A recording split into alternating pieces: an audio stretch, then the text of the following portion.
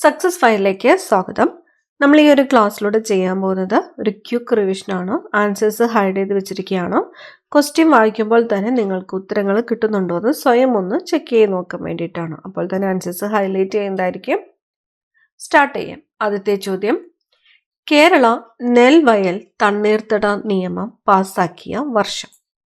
കേരള നെൽവയൽ തണ്ണീർത്തട നിയമം പാസാക്കിയ വർഷം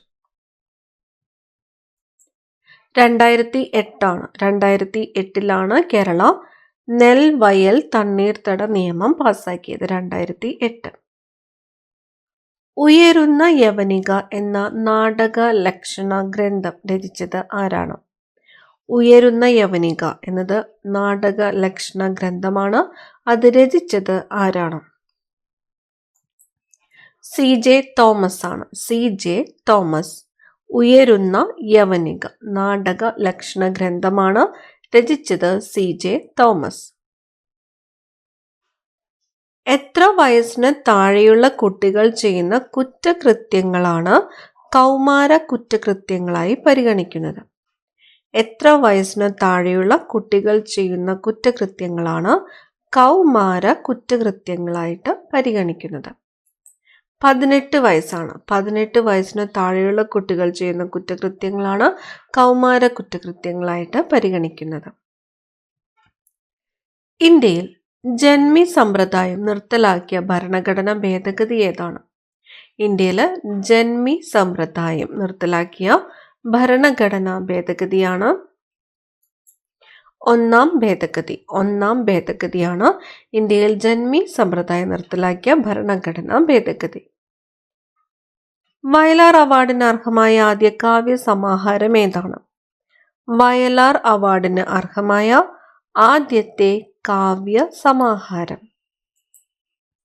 മകരക്കൊയ്ത്താണ്. മകരക്കൊയ്ത്ത്. വയലാർ അവാർഡിന് അർഹമായ ആദ്യത്തെ കാവ്യ സമാഹാരമാണ് മകരക്കൊയ്ത്ത്. ഐക്യരാഷ്ട്രസഭയുടെ പ്രസക്തി നഷ്ടപ്പെട്ട ഘടകം എന്നറിയപ്പെടുന്നത്? ഐക്യരാഷ്ട്രസഭയുടെ പ്രസക്തി നഷ്ടപ്പെട്ട ഘടകം എന്ന് അറിയപ്പെടുന്നത് ട്രസ്റ്റിഷിപ്പ് കൗൺസിലാണ്. Trusteeship council. ഐക്യരാഷ്ട്രസഭയുടെ പ്രസക്തി നഷ്ടപ്പെട്ട ഘടകം എന്ന് അറിയപ്പെടുന്നത് ട്രസ്റ്റിഷിപ്പ് കൗൺസിൽ. ഇന്ത്യയിലെ ആദ്യത്തെ ഭിന്നശേഷി സൗഹൃദ ബീച്ച്. ഇന്ത്യയിലെ ആദ്യത്തെ ഭിന്നശേഷി സൗഹൃദ ബീച്ചാണ് ടിതൽ. ഗുജറാത്തിലെ ടിതൽ ആണ് ഇന്ത്യയിലെ ആദ്യത്തെ ഭിന്നശേഷി സൗഹൃദ ബീച്ച്. കേരളത്തിലെ ആദ്യത്തെ ഭിന്നശേഷി സൗഹൃദ ബീച്ച് ഏതാണ്?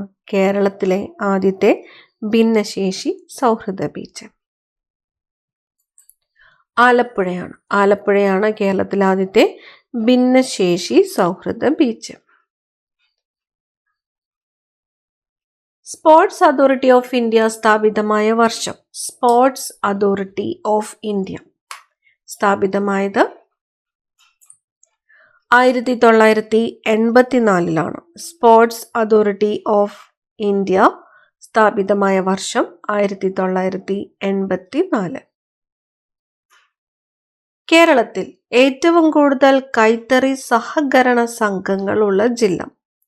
കേരളത്തിലെ ഏറ്റവും കൂടുതൽ കൈത്തറി സഹകരണ സംഘങ്ങൾ ഉള്ള ജില്ലയാണ്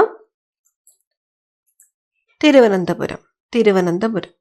കേരളത്തിലെ ഏറ്റവും കൂടുതൽ കൈത്തറി ശാലകളുള്ള ജില്ല ഏതാണ്? കൈത്തറി ശാലകൾ കണ്ണൂരാണ്. കണ്ണൂർ. അപ്പൊ കേരളത്തിലെ ഏറ്റവും കൂടുതൽ സഹകരണ സംഘങ്ങളുള്ള ജില്ല ഏത്? കൂടുതൽ കൈത്തറി സഹകരണ സംഘങ്ങൾ ഉള്ള ജില്ല ഏത് എന്ന് ചോദിച്ചാൽ തിരുവനന്തപുരവും, ഏറ്റവും കൂടുതൽ കൈത്തറി ശാലകളുള്ള ജില്ല ഏത് എന്ന് ചോദിച്ചാൽ കണ്ണൂരുമാണ്. 1 ഡിഗ്രി സെൽഷ്യസ് എത്ര ഫാരൻഹീറ്റിന് തുല്യമാണ്? 1 ഡിഗ്രി സെൽഷ്യസ് എത്ര ഫാരൻഹീറ്റിന് തുല്യമാണ്? 33.8 ആണ്. 33.8 ഡിഗ്രി ഫാരൻഹീറ്റിന് തുല്യമാണ് 1 ഡിഗ്രി സെൽഷ്യസ്. ഐക്യരാഷ്ട്രസഭ നിലവിൽ വന്ന വർഷം. ഐക്യരാഷ്ട്രസഭ നിലവിൽ വന്നത് 1945 ഒക്ടോബർ 24. ഐക്യരാഷ്ട്രസഭ നിലവിൽ വന്നത് 1945 ഒക്ടോബർ 24. ഐക്യരാഷ്ട്ര ദിനമായിട്ട് ആചരിക്കുന്നത് എന്നാണ്? ഒക്ടോബർ 24 ഐക്യരാഷ്ട്രസഭ നിലവിൽ വന്നത് ഒക്ടോബർ 24 1945 അപ്പോൾ ഒക്ടോബർ 24 ഐക്യരാഷ്ട്ര ദിനമായിട്ടും ആചരിക്കുന്നത്. ഐക്യരാഷ്ട്രസഭ മനുഷ്യാവകാശ പ്രഖ്യാപനം നടത്തിയ വർഷം ഏതാണ്? ഐക്യരാഷ്ട്രസഭ മനുഷ്യാവകാശ പ്രഖ്യാപനം നടത്തിയ വർഷം 1948 ഡിസംബർ 10 1948 ഡിസംബർ 10 ഐക്യരാഷ്ട്രസഭ മനുഷ്യാവകാശ പ്രഖ്യാപനം നടത്തിയത്. അന്താരാഷ്ട്ര മനുഷ്യാവകാശ ദിനമായിട്ട് ആചരിക്കുന്നത് എന്നാണ്? ഡിസംബർ 10 ഐക്യരാഷ്ട്രസഭ മനുഷ്യാവകാശ പ്രഖ്യാപനം നടത്തിയത് 1948 ഡിസംബർ 10 അന്താരാഷ്ട്ര മനുഷ്യാവകാശ ദിനമായിട്ട് ആചരിക്കുന്നത് ഡിസംബർ 10. ലോക ഭൂവിസ്തൃതിയുടെ എത്ര ശതമാനമാണ് ഇന്ത്യ? ലോക ഭൂവിസ്തൃതിയുടെ എത്ര ശതമാനമാണ് ഇന്ത്യ? 2.4%. 2.4%. ഇന്ത്യയുടെ ഭൂവിസ്തൃതി എത്രയാണ്? ഇന്ത്യയുടെ ഭൂവിസ്തൃതി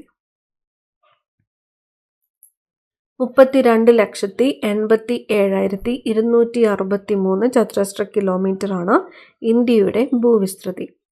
32,87,263 ചതുരശ്ര കിലോമീറ്റർ. ഇന്ത്യയുടെ കിഴക്കേ അറ്റം കിബിത്തു ആണ്. അരുണാചൽ പ്രദേശിലെ കിബിത്തു ഇന്ത്യയുടെ കിഴക്കേ അറ്റം. ഇന്ത്യയുടെ പടിഞ്ഞാറേ അറ്റം ഗുഹാർമോത്തിയാണ്. ഗുജറാത്തിലെ ഗുഹാർമോത്തിയാണ് ഇന്ത്യയുടെ പടിഞ്ഞാറേ അറ്റം. ഇന്ത്യയുടെ തെക്കേ അറ്റം ഇന്ദിരാ പോയിന്റ് ആണ്. ഇന്ദിരാ പോയിന്റ്. ഇന്ത്യയുടെ വടക്കേ അറ്റം ഇന്ദിരാ കോൾ ആണ്. ഇന്ത്യയുടെ വടക്കേ അറ്റം ഇന്ദിരാ കോൾ. വലിപ്പത്തിൽ ലോകരാഷ്ട്രങ്ങളുടെ ഇടയിൽ ഇന്ത്യയുടെ സ്ഥാനം. വലിപ്പത്തിൽ ലോകരാഷ്ട്രങ്ങളുടെ ഇടയിൽ ഇന്ത്യയുടെ സ്ഥാനം എത്രയാണ്? 7ാം സ്ഥാനമാണ്. 7. ഇന്ത്യയുമായി കര അതിർത്തി പങ്കിടുന്ന രാജ്യങ്ങൾ. ഇന്ത്യയുമായിട്ട് കര അതിർത്തി പങ്കിടുന്ന എത്ര രാജ്യങ്ങളാണുള്ളത്? 7 രാജ്യങ്ങളാണുള്ളത്. ഏതൊക്കെയാണ്?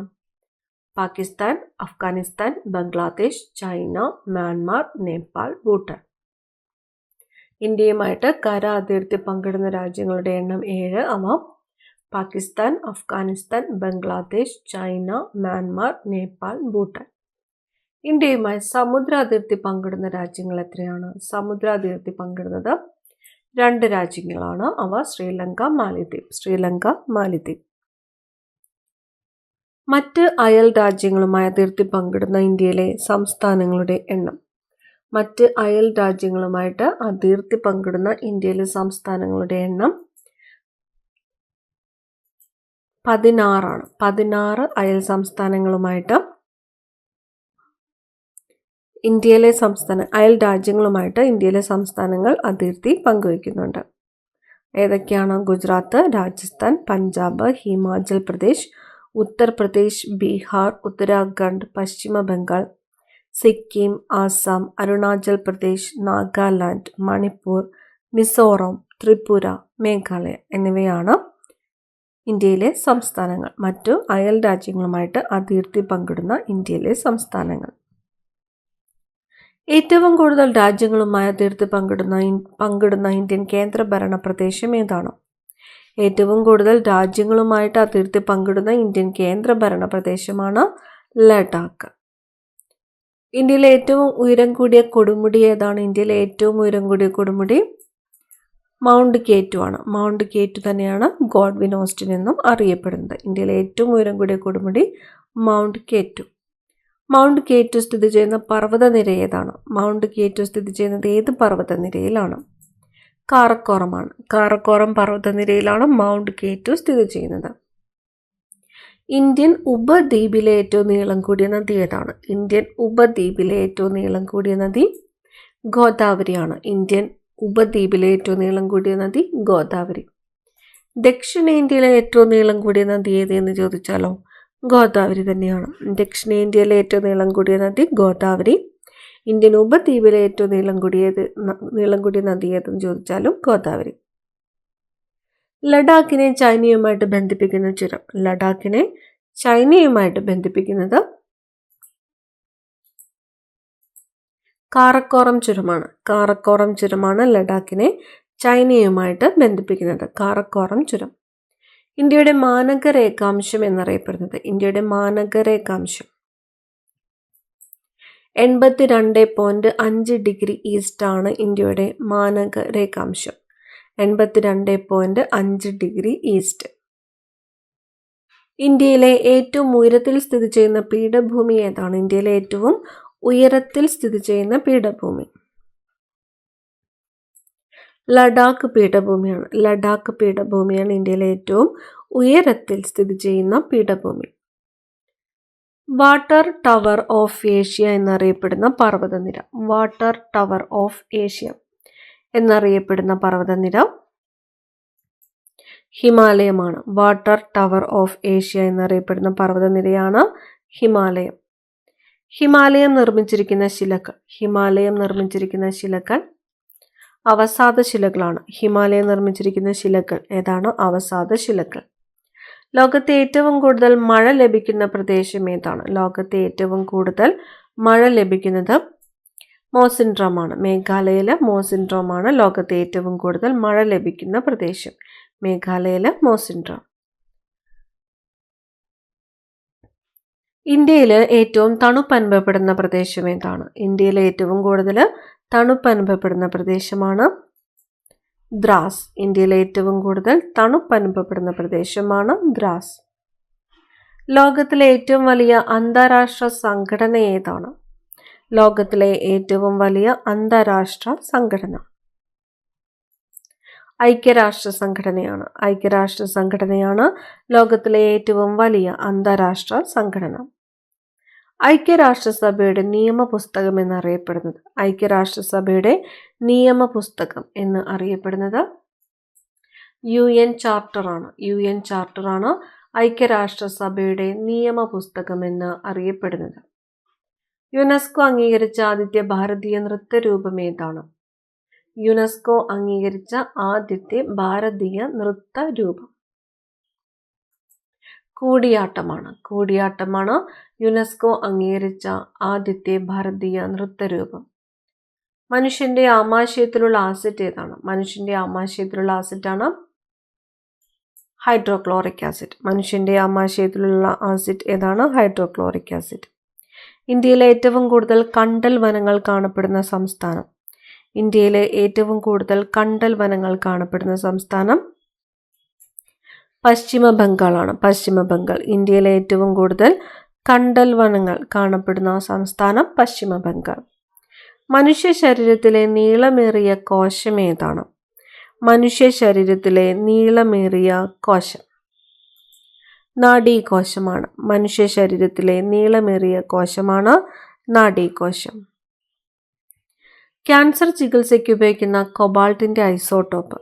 ക്യാൻസർ ചികിത്സയ്ക്ക് ഉപയോഗിക്കുന്ന കൊബാൾട്ടിന്റെ ഐസോട്ടോപ്പാണ് കൊബാൾട്ട് 60. ക്യാൻസർ ചികിത്സയ്ക്ക് ഉപയോഗിക്കുന്ന കൊബാൾട്ടിന്റെ ഐസോട്ടോപ്പാണ് കൊബാൾട്ട് 60. കൊച്ചിയുടെ ശ്വാസകോശം എന്നറിയപ്പെടുന്ന വന്യജീവി സങ്കേതം. കൊച്ചിയുടെ ശ്വാസകോശം എന്നറിയപ്പെടുന്ന വന്യജീവി സങ്കേതമാണ് മംഗളവനം പക്ഷി സങ്കേതം. മംഗളവനം പക്ഷി സങ്കേതമാണ് കൊച്ചിയുടെ ശ്വാസകോശം എന്ന് അറിയപ്പെടുന്നത്. മംഗളവനം പക്ഷി സങ്കേതം. ഓസോൺ വാതകത്തിന്റെ നിറം. ഓസോൺ വാതകത്തിന്റെ നിറം നീലയാണ്. ഓസോൺ വാതകത്തിന്റെ നിറം നീല. കസ്തൂർബാ ഗാന്ധി അന്തരിച്ച കൊട്ടാരം ഏതാണ്? കസ്തൂർബാ ഗാന്ധി അന്തരിച്ച കൊട്ടാരം പൂനെയിലെ അഗാഖാൻ കൊട്ടാരമാണ്. പൂനെയിലെ അഗാഖാൻ കൊട്ടാരം.